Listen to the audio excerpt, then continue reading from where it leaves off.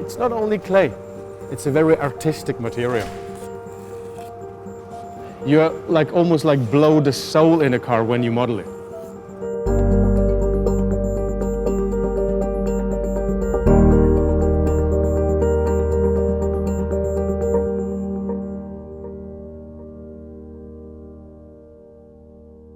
Project One started similar to every other project.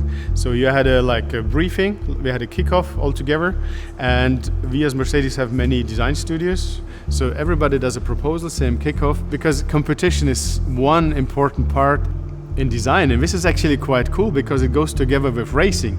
Racing is competition. At the end, from 4 models was reduced to this one model.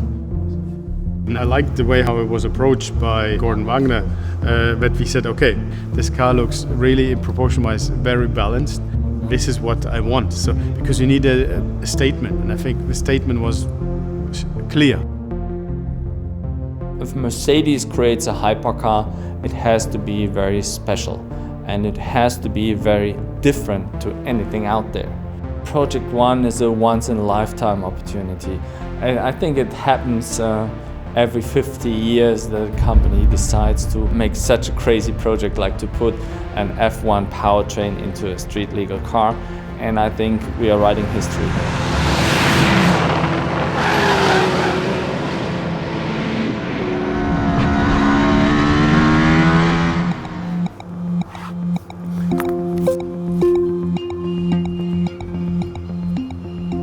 That car truly embodies the entire history of Mercedes-Benz race cars, starting with the silver arrows and then of course ending at the current Formula One cars. So you see a lot of that heritage in the surfacing of the car.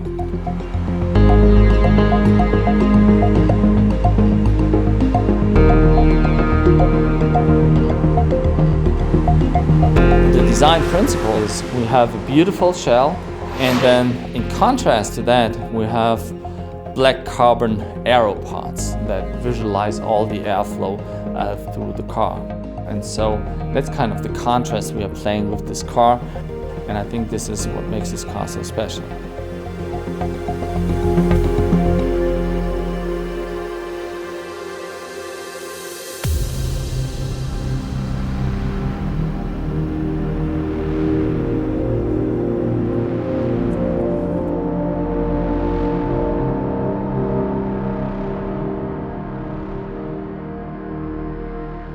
A hypercar consists of 2 things: regulation and how to interpret the aerodynamics within that regulation.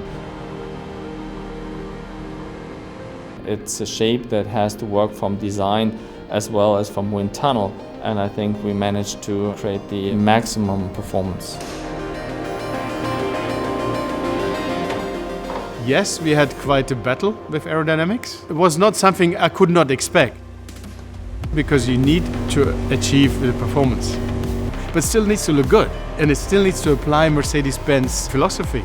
It's like a sandwich, you know? The lower part is all performance, and the top part is the sensual purity. So it's literally a very cool symbiosis.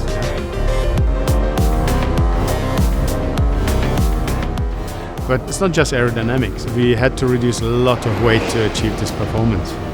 So if you reduce to minimum and it still needs to look sexy, I think this is the challenge.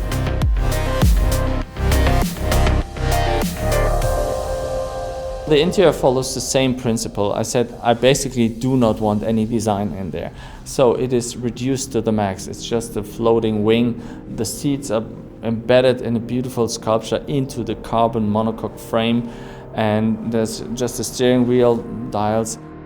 So it's completely reduced, but the beauty is in that reduction.